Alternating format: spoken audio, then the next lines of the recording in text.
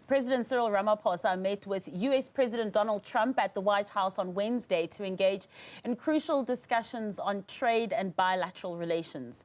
This high-stakes meeting comes against a complex backdrop, including the recent controversy surrounding at least 49 Afrikaner South Africans who have sought refuge in the United States, claiming they are fleeing what they describe as a genocide. A narrative strongly refuted by the South African government. To unpack the implications of this meeting and the broader geopolitical context, we're now joined by Patrick Kadima, who's an international relations expert at Wits University, and Dr Azar Jammine, who is the director and chief economist at Econometrix. I'd like to thank you both, gentlemen, for joining us. Patrick, I think let's just start with you here in studio. A lot has been said about this meeting, a lot more still to be said, a lot happened. How do you think South African and US relations fare now following that meeting? Good evening and good evening to your viewers. First of all, I think we need to start with, I think, the delegation, the composition of the delegation that was taken, right? And we need to understand it from the perspective of a diplomatic view. I mean, we got the view that Donald Trump had requested for certain individuals to be present in that meeting, right? And then there is this view that how is it that private individuals are part of this meeting? But, well, international law and international relations allows for non-state actors, individuals, corporations, that play a role significantly in foreign policy and so on and so forth, to be part of certain meetings, right? Even civil society organizations. And knowing Donald Trump as a transactional leader, if he requested that certain individuals must be present, then I think for the meeting to have been a success, then one needed to bring those certain individuals. So as to whether these individuals, are in the interest of the state or not, that is for everyone to decide on their own. And in that move, Patrick, of bringing in other individuals as well, the golfers, the businessmen as well, do you think that that played a positive role in those discussions as well, or were they not singing from the same hymn book? No, I think it had a positive role to a certain extent, right? You want to meet this head of state that has had negative views about your country, right? And he asks you to bring certain individuals, right? If you refuse on the onset, then it becomes problematic, So whether they were singing from the same hymn book or not, but what I believe is that the most influential person or the most significant person that had to be there was obviously Johan Rupert, because he's the one that apparently, when we read, was the one that tried to make sure that the meeting happens between the two leaders, right? And with him being there, I think it sent a certain positive message that, South Africa was ready to have a dialogue with the United States of America. And I don't think at any point it was the selling of the sovereignty of the country, as some people have said.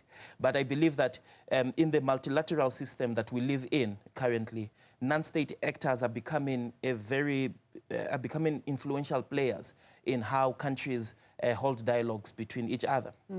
Dr. Jammine, as Patrick is speaking about some of those individuals who were in that room, it would be amiss not to mention Mr. Elon Musk, who's been at the center of some of these discussions as well. Today, we saw the Department of Communications releasing that announcement about easing certain BEE requirements to afford Starlink a license in South Africa. Some might say this comes just hours, a few days after this meeting took place. Was it all about the investment of Starlink or investments in general? And what should we make of this timing? You're quite right that one gets suspicious that this had a lot to do with the investment of Starlink. But more generally, President Ramaphosa made it quite clear that this was all about increased investment by the United States into South Africa. And he stipulated quite openly that there are 600 multinational companies based in that have operations in South Africa that are based in the US. And therefore, there is huge opportunity available for American businesses to invest in the country. In terms of the timing, it's quite possible that this was deliberately geared to around the Starlink episode and Musk's interest. But you know, what was very interesting is that Musk was actually also implicated in a very interesting development where Grok was found to be touting in all its releases, linked, even associated with other articles that had nothing to do with South Africa. It kept repeating white genocide in South Africa, white genocide in South Africa. And this was a big embarrassment for Musk and may account for why he wasn't even present at those talks, because he had to intervene to almost denigrate the authors of what was being put out by Grok, his own artificial intelligence program. So it's quite a complex set of circumstances.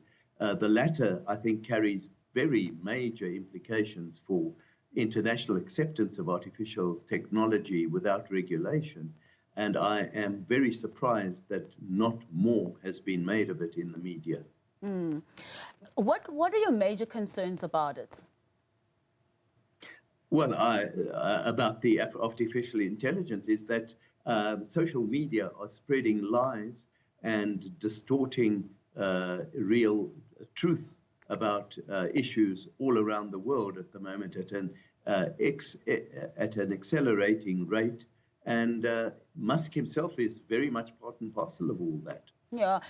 Dr. Jammine, you also made mention, we heard President Ramaphosa speaking. He made a lot of emphasis about the business relations, the economic ties as well, trying to focus on the business of the day, focusing on investment as well. The 600 companies, American companies that are operating in South Africa, the 20-some companies that are also South African operating in the United States as well.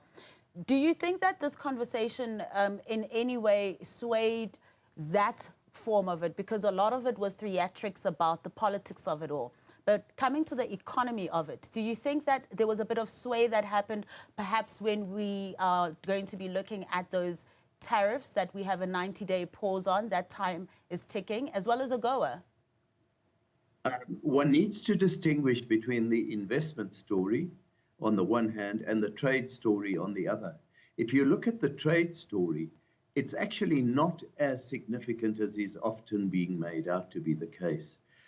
South African exports to the United States are significant. They account for 7.5% of our total exports, but 5% of that is made up of key mineral exports that are not subject to import tariffs. Here I'm talking about platinum group metals, manganese, chrome, vanadium, coal, and other vital rare earth minerals. It's really, we're only talking about the motor industry and parts of the agricultural sector.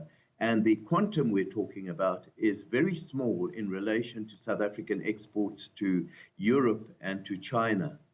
It's more the indirect effect of the relations between South Africa and the USA impacting on investment, and not only direct investment into physical goods, in machinery and other products, but the indirect investment and the willingness of American portfolio investors to want to buy into South African government bonds to help fund the government's massive borrowing requirement, where it's obliged to issue these bonds to all investors around the world and hopes that they will take them up. And if these bonds are not sufficiently attractive or are seen as being high risk, then the interest rate attached to them is very high, and that raises the amount of money that the government has to pay in interest on borrowing money to fund the deficit between what it spends and what it receives in taxes, what we've been talking about in the budget this week. Now, Patrick, as we're talking about Starlink as well, from a political point of view as well, when we're seeing that some of our laws are going to be eased to make way for Starlink as well, what precedent do you think this sets when we have an ANC that says that they are adamant and they will implement transformation laws? But is this a step backwards in terms of transformation laws? I don't think so. I don't think so. I don't think the president and the entire delegation that he took would want to, take the country back, with anti-transformation laws and so on and so forth. I mean, the constitution of the country, seeks to achieve transformation, right? Those are one of the values that the constitution seeks to achieve. And with easing certain regulations, I mean, diplomacy and foreign policy on its own is a very difficult thing to undertake. And it comes with certain compromises at times, But I don't think absolutely that these compromises should be at the expense of the sovereignty of any state, right? But sovereignty itself, as we speak about it as a term, also is a very complex term. It comes with challenges on its own, right? We are living, like I highlighted, in a multilateral world, and therefore there is a need that sometimes when you are faced with a difficult administration, an administration that has time and again purported negative things or said negative things about your state, and you need to find a compromise. It's difficult sometimes. It's really difficult, and I think with what I read earlier on about the easing of certain regulations to allow satellite institutions or organizations to come in, I think it was one of the compromises taken by the delegation during the talks in Washington. But I don't think it is an image that the president at all that will be not taking transformation seriously. Do you think it doesn't play into, I mean, it was Elon Musk who said he can't operate Starlink in South Africa because he's not black. Do you think it does give validity? And he's also the one when, we also heard Dr. Jammine speaking about Grok as well, and that that took place there. I mean, if you want to call it a malfunction of sort. Do you think it then still feeds into some of the narratives that he's purported, if you're still then going to grant him this license after everything that has been said and done? No, it does not. It does not. And it doesn't validate what he has said at all. I mean, how many companies that come from abroad come to invest in the country and follow the legislations of the country without fail, without complaining? It's not only American companies. We have European companies, we have Chinese companies, we have companies from other different Asian countries. And they have always followed the laws and the legislation of the country. But as like I highlighted earlier, this was between a significant partner of South Africa, a trading partner, and therefore, certain compromises needed to be made in Washington.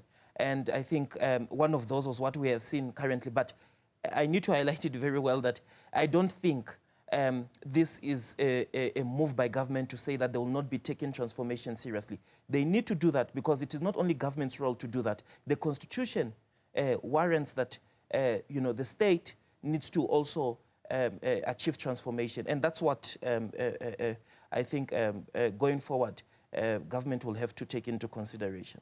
Dr. Jammine, just from your point of view, your parting shots on this, especially when it comes to the economy. I'm not convinced that there will be a major impact either way on the economic performance of South Africa. I think that we have much deeper fundamental economic problems that need to be addressed in order to rebuild employment capacity and grow this economy. And even in the budget that we had on Wednesday, I don't think those issues were openly addressed. There has to be far, far more significant dialogue, both within the country and with foreigners, to try and get to the heart of why this South African economy is not growing faster and to address those reasons. I, for my part, have always regarded education as being absolutely critical. And there was no discussion of interplay of education. In fact, the Trump administration, if anything, has actually backtracked on a lot of research facilities that are located in South Africa with American aid, which is actually jeopardizing our ability to uplift the educational standard and capacity of many in the economy, in this particular case in the pharmaceutical and medical and healthcare sector. I don't think those issues have been addressed. Thank you so much for your insights, Dr. Jammine, and to you, Patrick, thank you so much for coming into studio as well.